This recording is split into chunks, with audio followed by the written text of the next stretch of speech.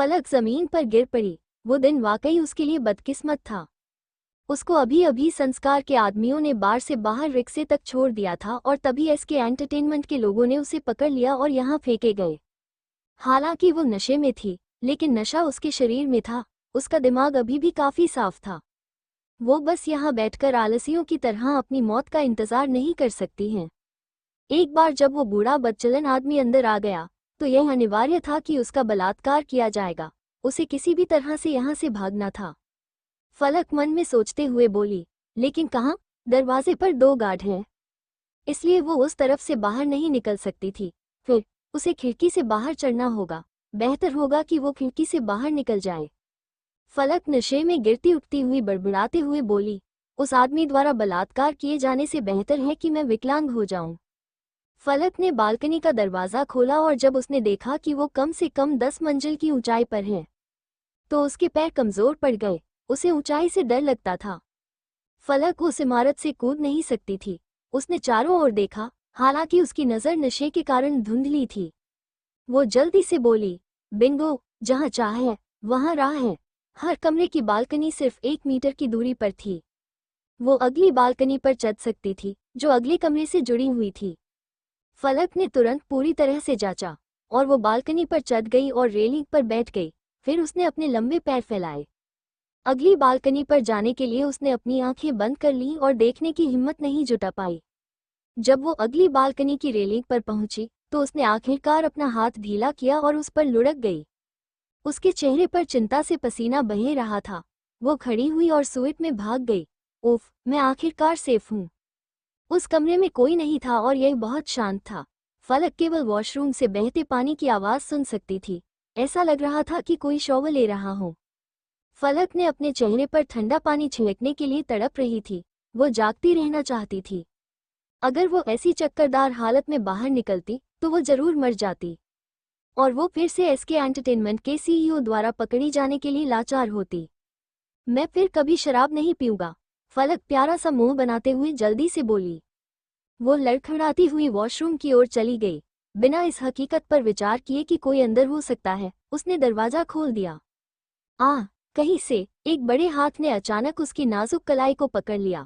वो घूम गई और उसकी पीठ ठंडी संगमरमर की दीवार से चिपक गई।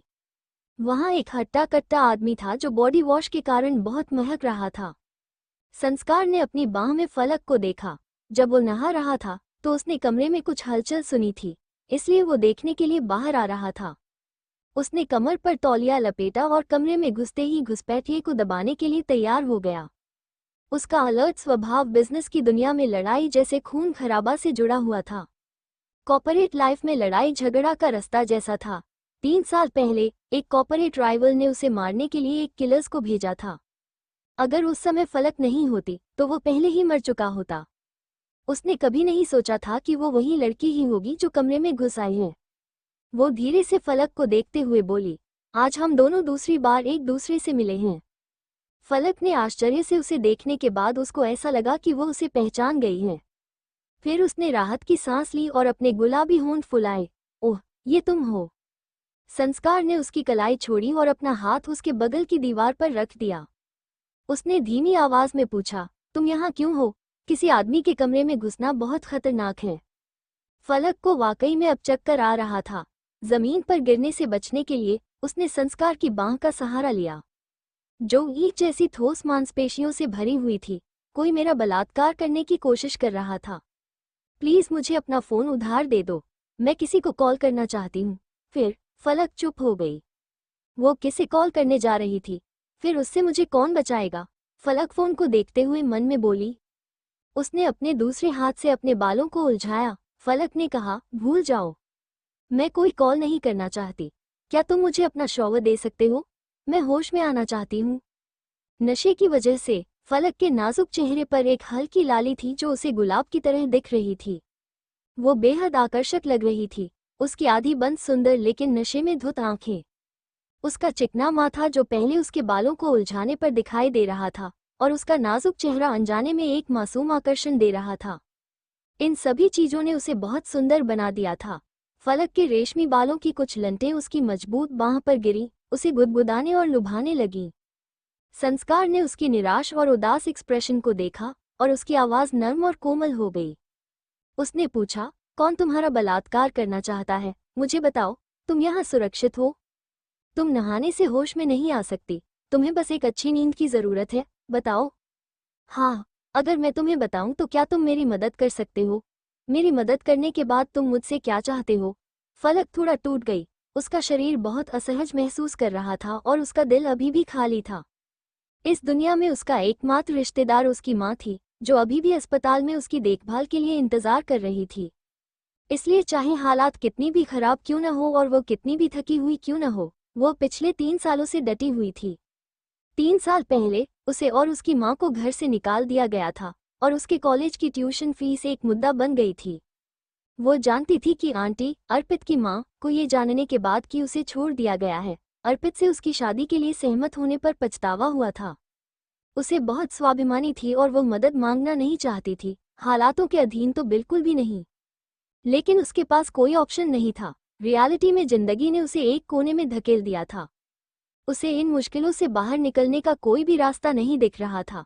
उसने मदद की भीख मांगने के लिए अपनी सारी गरिमा और स्वाभिमान गोयनका परिवार के सामने सब खत्म कर दिया था। अर्पित उससे नहीं मिलता था, लेकिन अर्पित की माँ उससे मिलती थी। वो अर्पित की माँ का मतलबी और तेज चेहरे को नहीं भूल पाई थी। जब उन्होंने कहा था, ओह, गोयनका परिवार में एंट्री करने से पहले ही गोयनका परिवार के पैसे खर्च करना चाहती हो क्या? ये सुनकर फलक वहां से चली गई थी।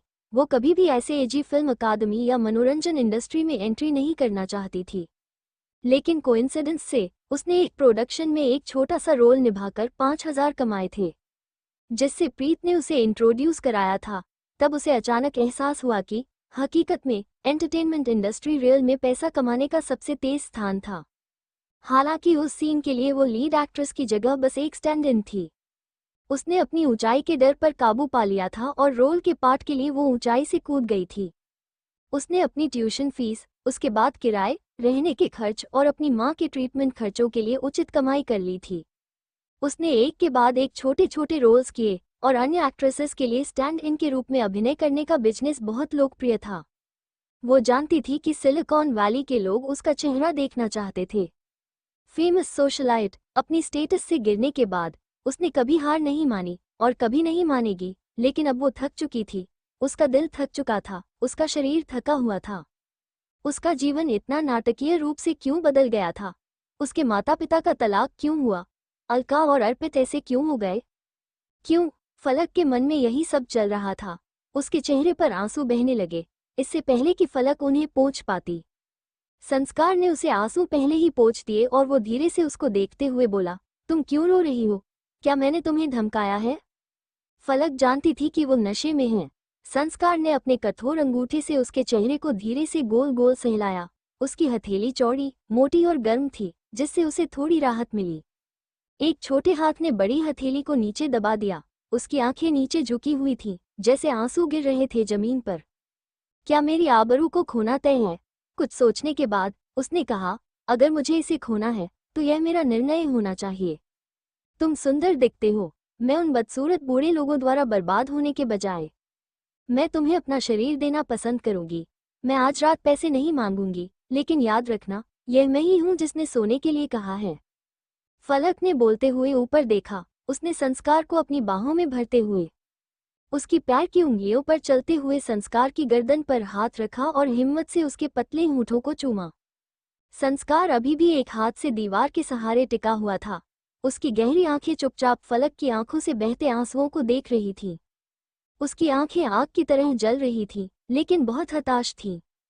संस्कार मुस्कुराया और कुछ नहीं कहा। उसने उसे कमर से पकड़कर मजबूत हाथ से उठाया। जैसे ही वे एक साथ लुढ़के, फलक ने कराहते हुए, लुढ़कते हुए उसके मजबूत सीने से धक्का दिया और एक पिल्ले की तरह उसके गाल और गर्दन को कुतरने लगी। संस्कार ने अपनी आंखें बंद कर ली। उसकी सांसें थोड़ी अव्यवस्थित थीं।